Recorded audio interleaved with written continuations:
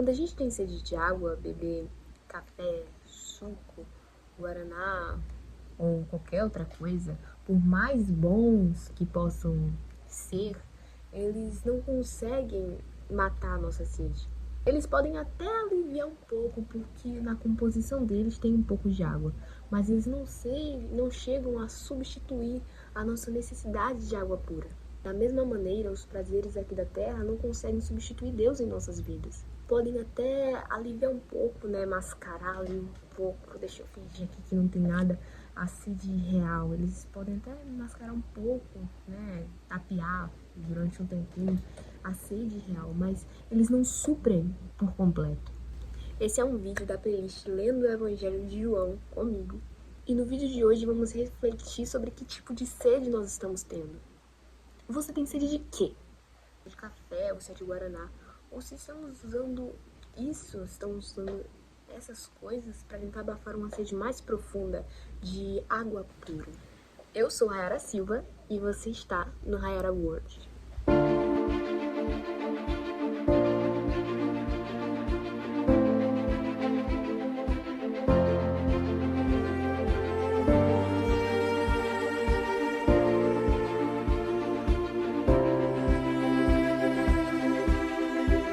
Os fariseus ouviram dizer que Jesus estava ganhando mais discípulos e batizava mais pessoas que João. De fato, não era Jesus quem batizava, e sim os seus discípulos. Quando Jesus ficou sabendo disso, saiu da Judéia e voltou para Galiléia. No caminho, ele tinha de passar pela região da Samaria. Ele chegou a uma cidade da Samaria chamada Sicá, que fica perto das terras que Jacó tinha dado a seu filho José. Ali ficava o poço de Jacó. Era mais ou menos meio-dia quando Jesus, cansado da viagem, sentou-se perto do poço. Uma mulher samaritana veio tirar água do poço. Uma mulher samaritana veio tirar água e Jesus lhe disse: "Por favor, me dê um pouco de água." Os discípulos de Jesus tinham ido até a cidade para comprar comida. A mulher respondeu: "O Senhor é judeu e eu sou samaritana. Então como é que o Senhor me pede água?" Ela disse isso porque os judeus não se dão com os samaritanos. Uma pausa aqui para abrir parênteses aqui e falar uma coisa rapidinho. Para quem não sabe, os judeus e os samaritanos, eles tinham, como é que eu posso dizer? Eles não eram muito amigos, eles tinham uns conflitos entre si. Isso porque os samaritanos, na verdade, eles eram tipo judeus misturados com pessoas de outros povos, né? Tipo, um judeu, geralmente que era samaritano, tinha uma mãe judia e um pai de uma outra nação, um grego.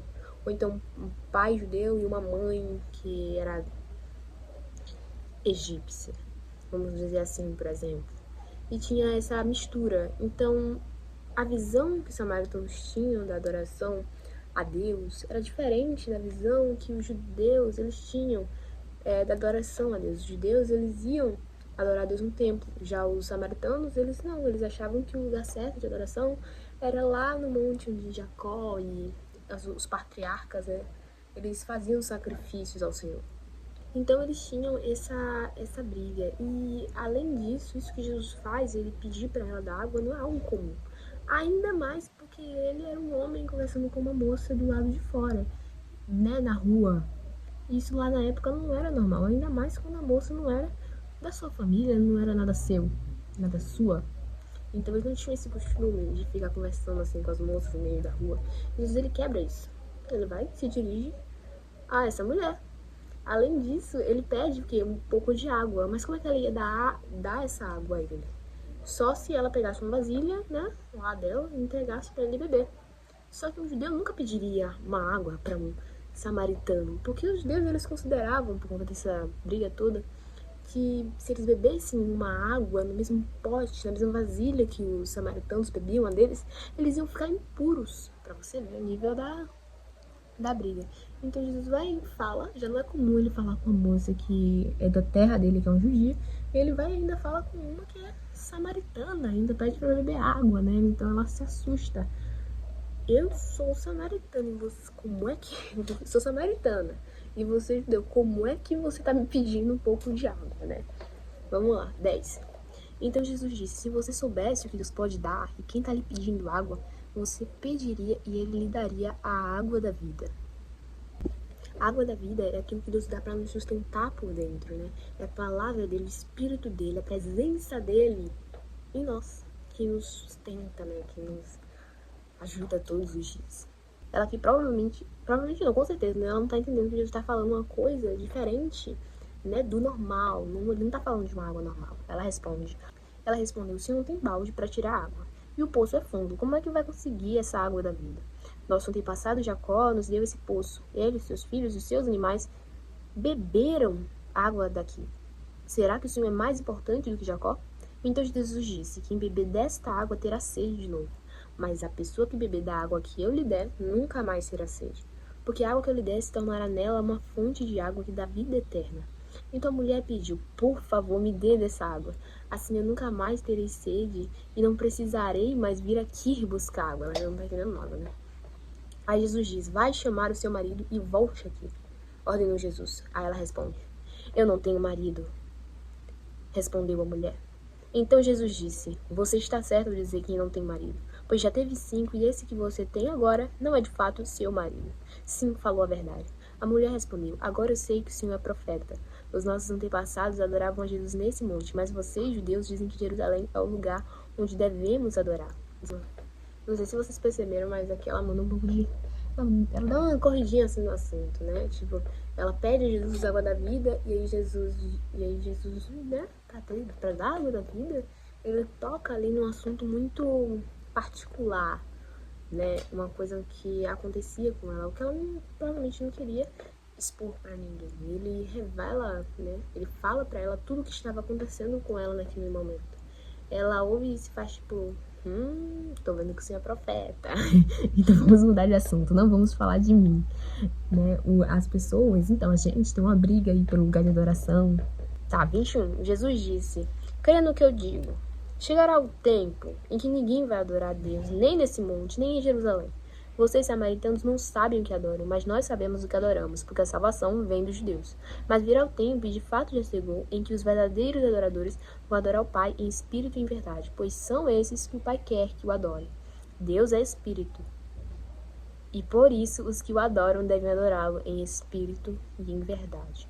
Outra coisa aqui, já esclarecendo um monte de coisa aqui nesse vídeo. O que é adorar em espírito e em verdade?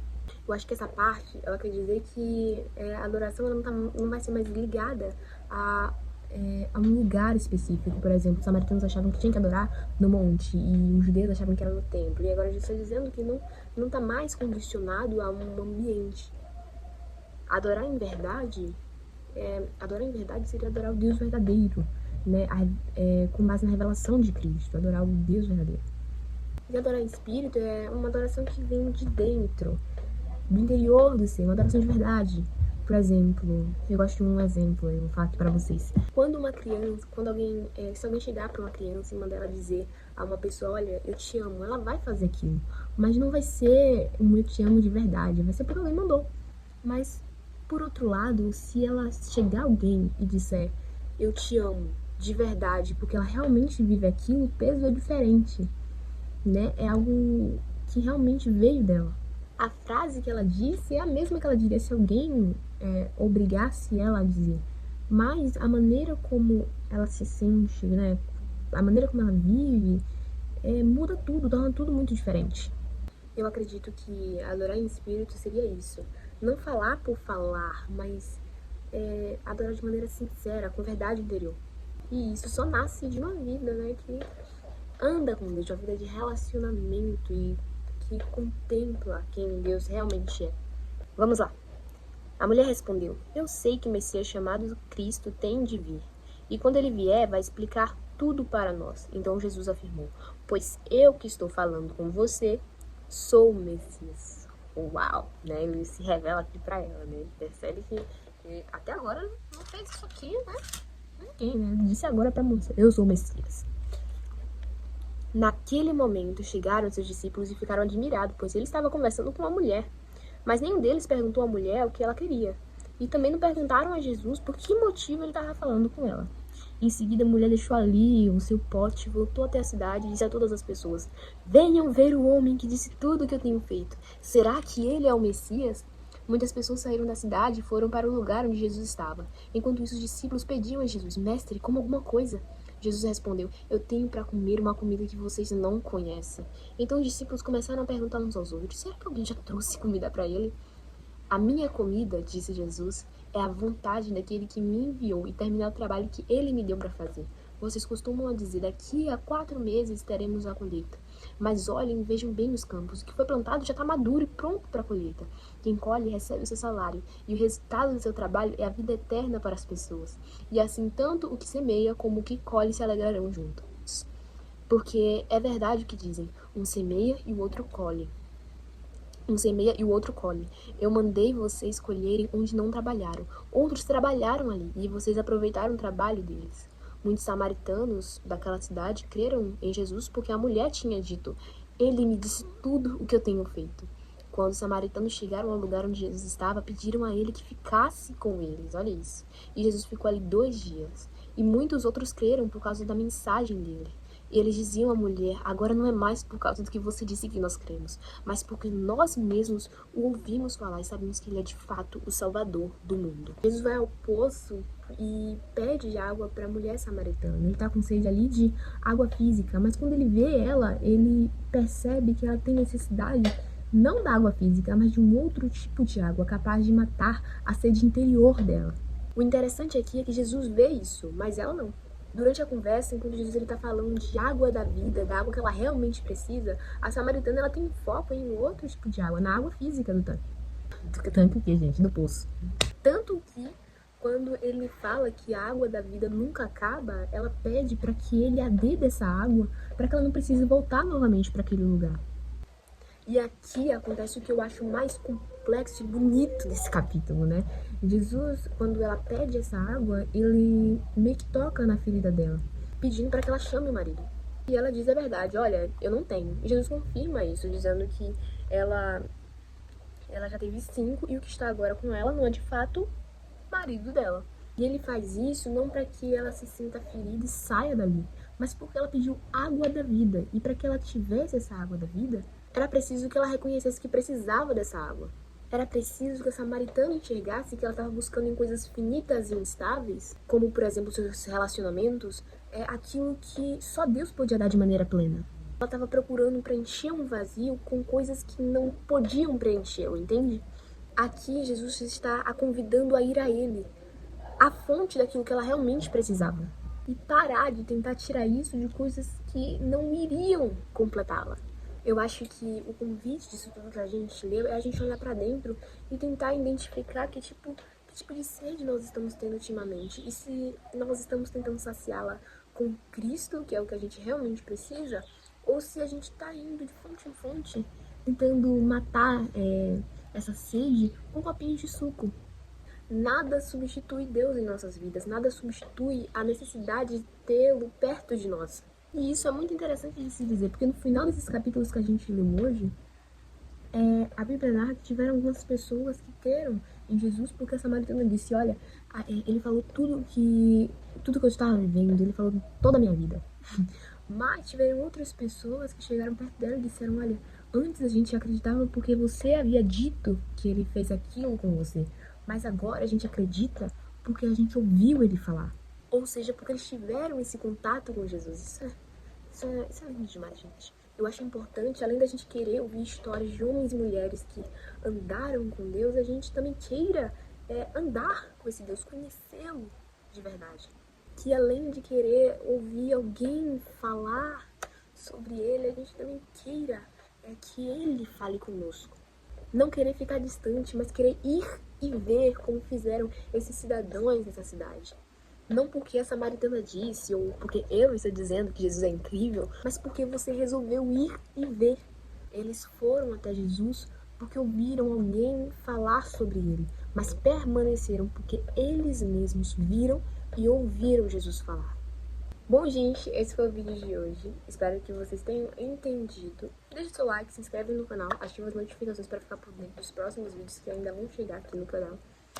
E também deixa nos comentários se você entendeu alguma coisa ou se você também não entendeu nada. Ou então se você entendeu alguma coisa diferente.